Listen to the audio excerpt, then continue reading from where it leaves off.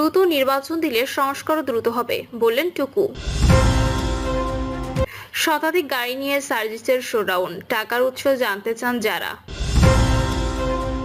ওরা গাড়িবহর নিয়ে যাই করুক, বিএনপি অবশ্যই জয়যুক্ত হবে, বললেন মির্জা ফখরুল। এবং সর্বশেষ জানাবো, জাপান নেতৃত্বে জিএম কাদেরকে চায় না রওশনপন্থীরা। শুনছিলেন সংবাদ শিরোনাম, এবারে বিস্তারিত। দ্রুত নির্বাচন দিলে সংস্কার দ্রুত হবে, বললেন টুকু। অন্তর্বর্তী সরকারের উদ্দেশ্যে বিএনপির প্রচার সম্পাদক সুলতান সালাউদ্দিন টুকু বলেছেন, যত তাড়াতাড়ি নির্বাচন দেবেন তত তাড়াতাড়ি দেশ সংস্কার হবে। 2024 সালের ভোট কেন্দ্রে মানুষ ছিল না, কুত্তা ছিল। কুত্তা মার্কা নির্বাচন দিয়েছিল শেখ হাসিনা। সুলতান সালাউদ্দিন টুকু বলেন, দেশনায়ক তারেক রহমানের নেতৃত্বে ছাত্র আন্দোলনের মধ্য দিয়ে ফ্যাসিবাদী সরকার দেশ ছেড়ে পালাতে বাধ্য হয়েছে। বাংলাদেশের সন্ত্রাস জন্ম দিয়েছে আওয়ামী লীগ, চাঁদাবাজি জন্ম দিয়েছে আওয়ামী লীগ, আইন শৃঙ্খলা রক্ষাকারী বাহিনীর অবনতি হচ্ছে। তাই দ্রুত নির্বাচন দিন, জনগণের ক্ষমতা তাদের হাতে দিয়ে দিন। শতাধিক গাড়ি নিয়ে সার্জিসের শোডাউন, টাকার উৎস জানতে চান যারা। রংপুরে শতাধিক গাড়ি নিয়ে শোডাউন করেছিলেন জাতীয় নাগরিক পার্টির উত্তরাঞ্চলের মুখ্য সংগঠক সার্জিস আলম। স্বাভাবিকভাবেই এমন শোডাউনে বড় অঙ্কের অর্থ খরচ হয়, সেটি সার্জিস কোথায় পেয়েছেন জানতে চেয়েছেন নাগরিক পার্টির জ্যেষ্ঠ যুগ্ম সদস্য সচিব ডাক্তার তাসনিম জারা। পোস্টে সার্জিস আলমকে উদ্দেশ্য করে যারা লিখেছেন, প্রিয় সার্জিস, আমি এই চিঠিটি লিখছি আমাদের দলের একজন রাজনৈতিক কর্মী হিসেবে, দলের নীতিগত অবস্থান ও স্বচ্ছতার প্রশ্ন থেকে। সম্প্রতি তোমার নিজ জেলায় শতাধিক গাড়ির একটি বড় বহর নিয়ে প্রবেশ করা জনগণের মনে যৌক্তিকভাবেই কিছু প্রশ্ন তৈরি হয়েছে। তুমি কিছুদিন আগেই প্রকাশ্যে বলেছিলে, আমার আসলে এই মুহূর্তে কোনো টাকা নেই, ধার করে চলতেছি।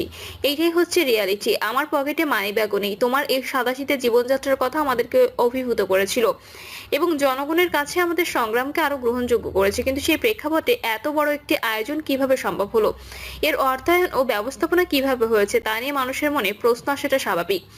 আমাদের দল স্বচ্ছতা, সততা ও জবাবদিহিতার ভিত্তিতে একটি নতুন রাজনৈতিক সংস্কৃতি গড়ে তোলার যে প্রতিশ্রুতি দিয়েছে, সে জায়গা থেকে এসব প্রশ্নের স্পষ্ট নির্ভরযোগ্য উত্তর দেওয়া আমাদের সবারই দায়িত্ব। আমি আশা করি বিষয়টি তুমি আন্তরিকতার সাথে বিবেচনা করবে এবং জনগণের সামনে একটি গ্রহণযোগ্য ও পরিষ্কার ব্যাখ্যা তুলে ধরবে। এতে জনগণের কাছে দলের ভাবমূর্তি আরো শক্তিশালী হবে বলেই আমার বিশ্বাস। ওরা গাড়িবহর নিয়ে যাই করুক, বিএনপি অবশ্যই জয়যুক্ত হবে, বললেন মির্জা ফখরুল। নতুন রাজনৈতিক দল এনসিপি-কে উদ্দেশ্য করে বিএনপি মহাসচিব মির্জা ফখরুল ইসলাম আলমগীর বলেছেন, যারা 100 গাড়ি নিয়ে নির্বাচনী প্রচারণায় যায় তারা কি করবে সেটা আমরা ভালো বুঝি। তিনি বলেন, ওরা গাড়িবহর নিয়ে যা করুক সমস্যা নেই, আমরা জানি ওরা কি করতে পারবে। আগামীতে বিএনপি রাষ্ট্র ক্ষমতায় আসবে ইনশাল্লাহ। বিএনপি মহাসচিব মির্জা ফখরুল ইসলাম আলমগীর বলেছেন, আমাদের বারবার বলতে হবে, আওয়ামী লীগ গণতন্ত্র বিশ্বাস করতো না। আওয়ামী লীগ বারবার গণতন্ত্রকে ধ্বংস করেছে, সুতরাং আওয়ামী লীগকে আর কোনো গণতন্ত্রের সুবিধা দেওয়ার কথা চিন্তাও করতে পারি না।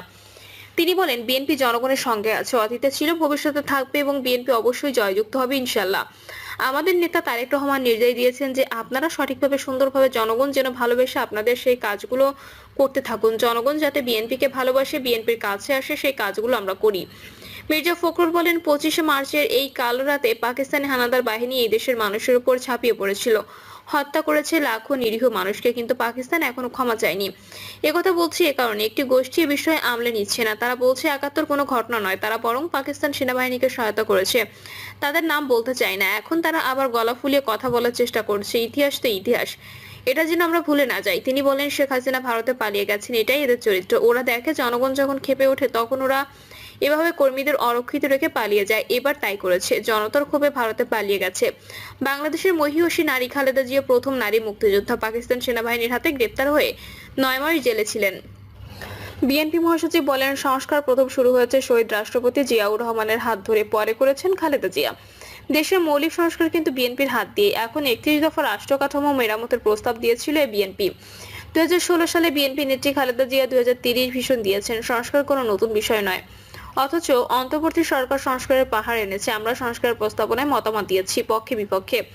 আমরা বলেছি নির্বাচনের কোনো বিকল্প নেই। এটি নিয়ে আজ ষড়যন্ত্র সৃষ্টি হয়েছে। আজ সোশ্যাল মিডিয়ায় কিছু কুতুবের আবির্ভাব হয়েছে।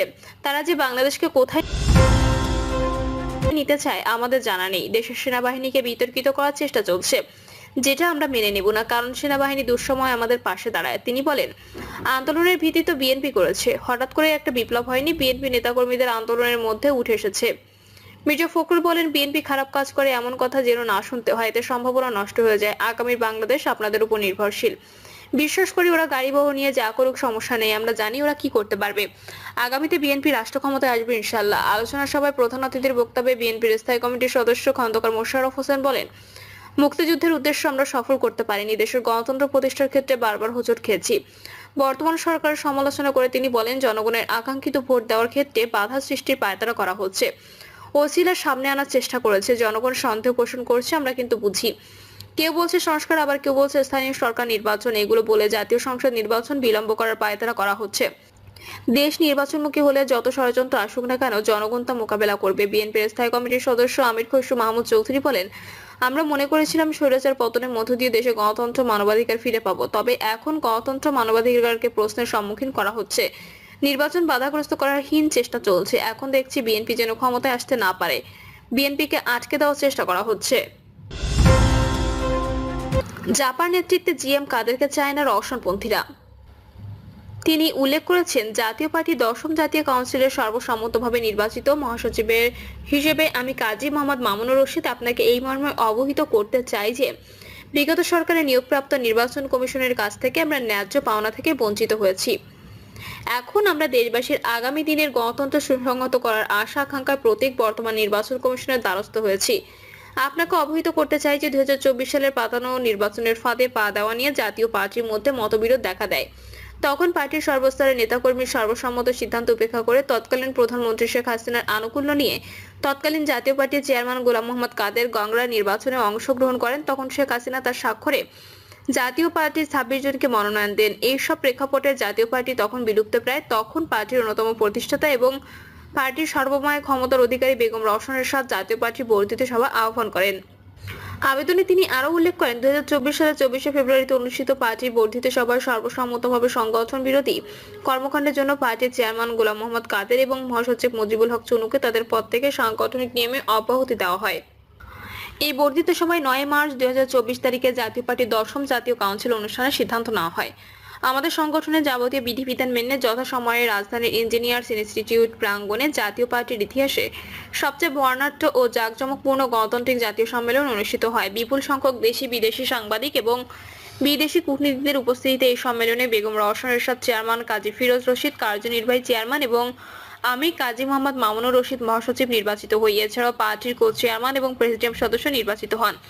আমরা যথাসময়ে প্রত্যেকবার আমাদের সাংগঠনিক কর্মকাণ্ডের তথ্যপত্র নির্বাচন কমিশনের কার্যালয়ে জমা দিয়েছি। জাতীয় কাউন্সিল সমাপ্ত করে আমাদের পার্টির পূর্ণাঙ্গ কমিটি এবং সংশোধিত গঠনতন্ত্র নির্বাচন কমিশনে জমা দিয়ে নির্বাচন কমিশনের রেকর্ডে জাতীয় পার্টির চেয়ারম্যান হিসেবে বেগম রওশন এরশাদ এবং মহাসচিব হিসেবে কাজী মোহাম্মদ মামুনুর